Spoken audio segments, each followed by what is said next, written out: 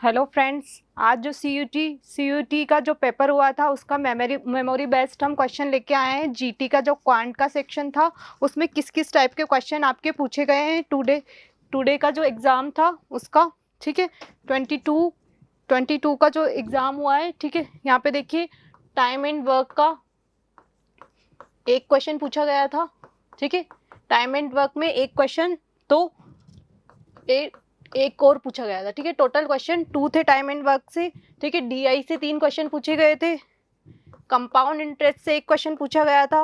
ठीक है, परसेंटेज से एक क्वेश्चन पूछा गया, ज्योमेट्री से पूछे गए, ज्योमेट्री से भी एक क्वेश्चन, एंड बोर्ड मास से हर बार क्वेश्चन पूछा जाता है और इस बार भी पूछा गया है। ठीक है, उसके बाद देखिएगा एज से क्वेश्चन पूछा गया है, प्रॉफिट एंड लॉस से क्वेश्चन पूछा है, मेंसुरेशन में एक क्वेश्चन सिलेंडर का था, 2 क्वेश्चन पूछे गए, एक क्वेश्चन सिलेंडर से था एंड एक क्वेश्चन पैरेललोग्राम से पूछा गया है।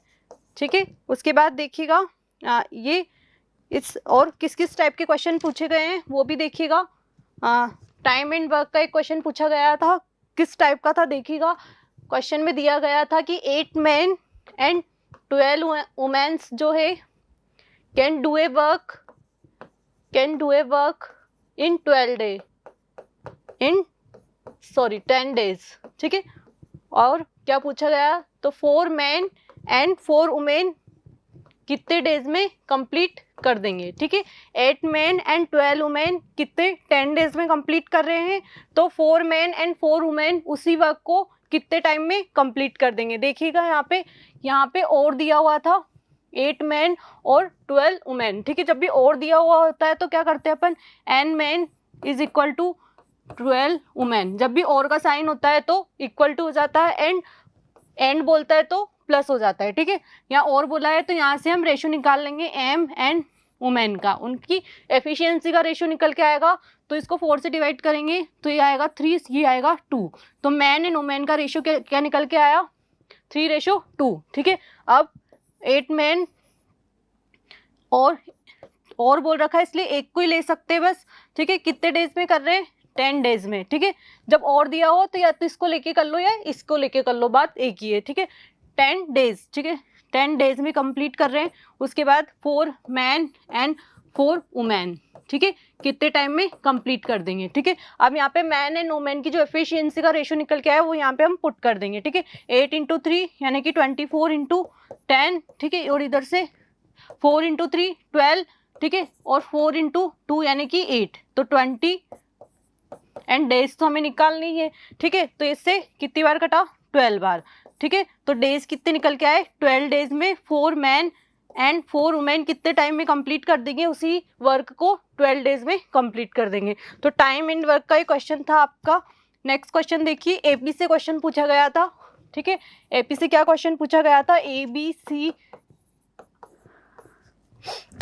आर इन जीपी का था, एपी का नहीं था, जीपी का था। ठीक है, are in GP A x/y is equal to B y/x, A की power 1/x is equal to B की power 1/y is equal to C की पावर 1/z। ठीक है, तो हमें रिलेशन बताना था एक्स वाई जेड में क्या रिलेशन होगा। ठीक है, तो ऐसे क्वेश्चन कैसे सोल्व करना होता है देखिएगा। यहाँ पे ए की पावर 1/x एंड बी की power 1/y is equal to C की पावर 1/z।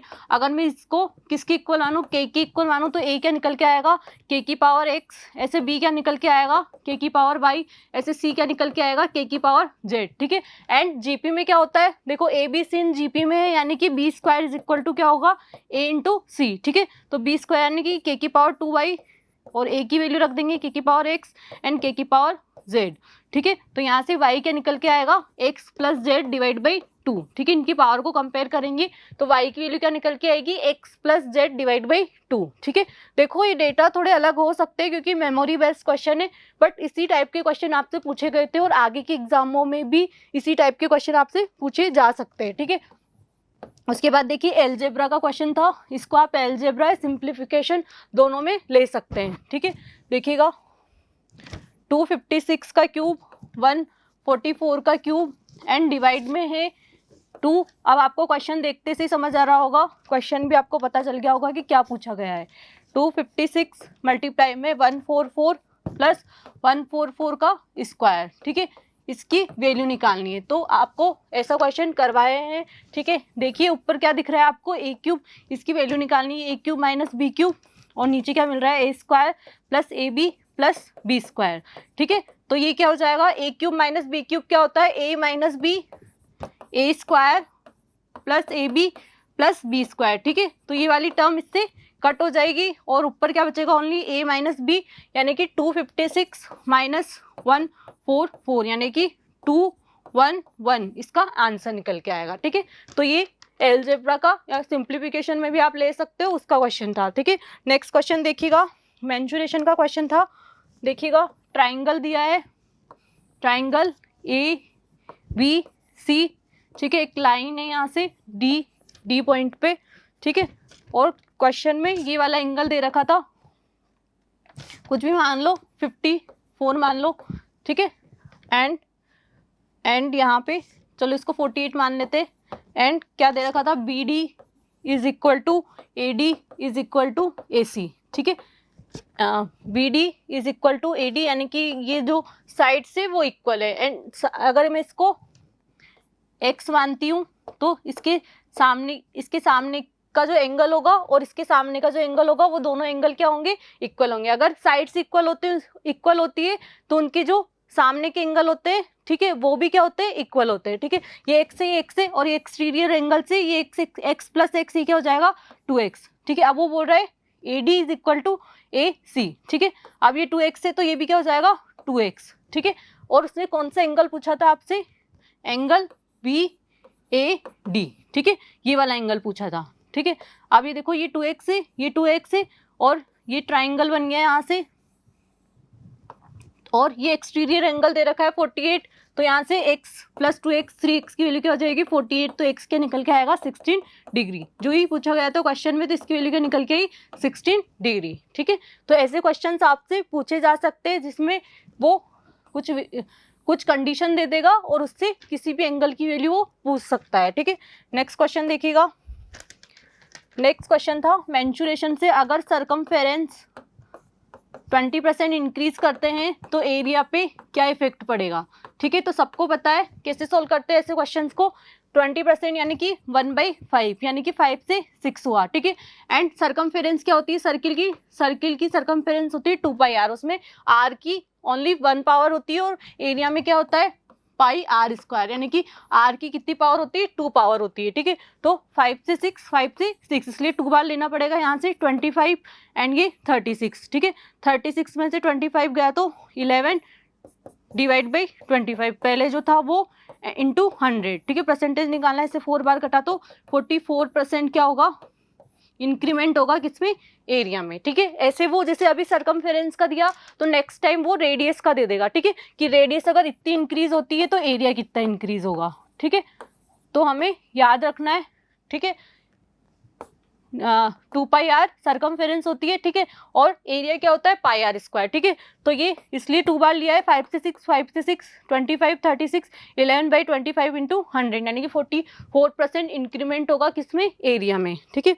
उसके बाद देखो नेक्स्ट क्वेश्चन था डिविजिबिलिटी से, ठीक है। डिविजिबिलिटी से क्या, ठीक है, डेटा मिसमैच हो सकता है, बट इसी टाइप के क्वेश्चन आपसे पूछे जा सकते हैं। अगर ये 88 से डिविजिबल है देन हमें वैल्यू फाइंड करनी है 5x माइनस 8y की, ठीक है। तो कैसे करेंगे, देखिए सबसे पहले 88 से डिविजिबल है तो हमें किस से डिविजिबिलिटी चेक करनी पड़ेगी, 8 से एंड 11 से, ठीक है।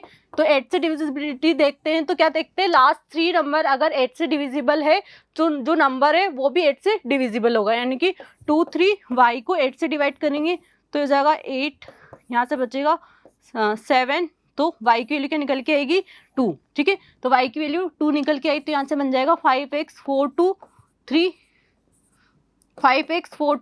2, ठीक है। अब हमें 11 से डिविजिबिलिटी चेक करनी है तो क्या देखेंगे, अल्टरनेट डिजिट्स का सम एंड उसको फिर उसके बाद फिर अल्टरनेट डिजिट्स का सम करेंगे। अगर उनको माइनस करने पे 0 आता है या 11 का कोई भी मल्टीपल आता है तो जो नंबर होगा वो 11 से डिविजिबल होगा। तो यहाँ पे देखिए 9 + 3 12, ठीक है, और यहाँ से मिलेगा x + 4, ठीक है। तो अगर 11 से डिविजिबल करना है तो x की वैल्यू क्या रखनी पड़ेगी यहाँ पे 8, तभी होगा 12 - 12 यानी कि 0। तो x की वैल्यू क्या निकल के आई 8, ठीक है। एंड क्वेश्चन में क्या पूछा है 5x - 8y, ठीक है। तो x एंड y की वैल्यू हम यहाँ पे पुट कर देंगे, ठीक है। तो x की वैल्यू हमने क्या रखी 8 एंड y की वैल्यू 2, ठीक है। तो 40 माइनस क्या हो जाएगा 16 यानी कि 24 निकल के आएगा इसका आंसर, ठीक है। तो डिविजिबिलिटी वो या तो 72 की देता है ज़्यादातर या फिर 88 की देता है, ठीक है। 72 में किस किस की चेक करनी होती है 8 एंड 9 की, एंड 88 में 8 एंड 11 की, ठीक है। एंड वो नंबर चेंज करके दे देगा और यहाँ पे कुछ भी वैल्यू वो पूछ सकता है, ठीक है। उसके बाद देखिए नेक्स्ट क्वेश्चन था आपका परसेंटेज से। अगर 96% स्टूडेंट पास होते हैं, ठीक है, और हमें और फेल का नंबर दे रखा है उसने 500, तो टोटल स्टूडेंट कितने हैं ये हमें निकालना था, ठीक है। तो देखिएगा फेल का कितना दे रखा है उसने नंबर 500 और टोटल होते हैं 100%। तो 96 अगर पास वाले हैं तो फेल वाले कितने हो जाएंगे 4%, जो कि हो जाएगा 500। तो 1% की वैल्यू क्या निकल के आई 500 / 4। और हमें क्या निकालना है total number of student, class में कितने स्टूडेंट है वो निकालने, तो 100 से मल्टीप्लाई कर देंगे। तो इससे 25 बार कटेगा तो क्या आएगा 12500 टोटल नंबर ऑफ स्टूडेंट आएंगे क्लास में, ठीक है। अब वो इसमें अलग अलग वैल्यू पूछ सकता है, ठीक है। 96% पास वाले दे रखे थे, फेल वाले का नंबर दे रखा था। तो 96% अगर पास वाले तो फेल वाले कितने हो जाएंगे 4%, ठीक है। तो 4% की वैल्यू कितनी है 500 एंड टोटल स्टूडेंट हमें फाइंड करने थे, ठीक है। तो 4% को 500 के इक्वल किया एंड 100% की वैल्यू निकाली, जो कि क्या निकल के आई 12500, ठीक है।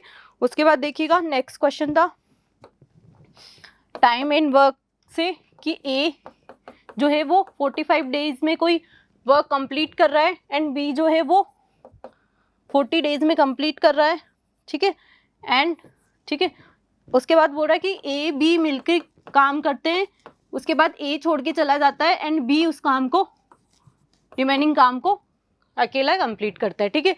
अब वो बोल रहा है कि ए अकेला ए ने कितने दिन तक काम किया, ठीक है। ये क्वेश्चन में पूछा गया था कि ए ने कितने दिन तक काम किया, ठीक है। तो यहाँ से सबसे पहले क्या करेंगे टोटल वर्क क्या होता है, यहाँ से इनकी क्या ले लेंगे 45 एंड 40 का एलसीएम, जो कि क्या होता है 360, ठीक है। तो 360 में 45 का डिवाइड करेंगे तो क्या मिलेगा 8 एंड 360 में 40 का डिवाइड करेंगे तो 9, ठीक है। उसके बाद देखिएगा अब उन्होंने सबसे पहले बी ने किया, ठीक है। बी ने पूरे टाइम वर्क किया यानी कि 23 से मल्टीप्लाई कर देंगे किसको बी को, ठीक है, यानी कि 9, ठीक है।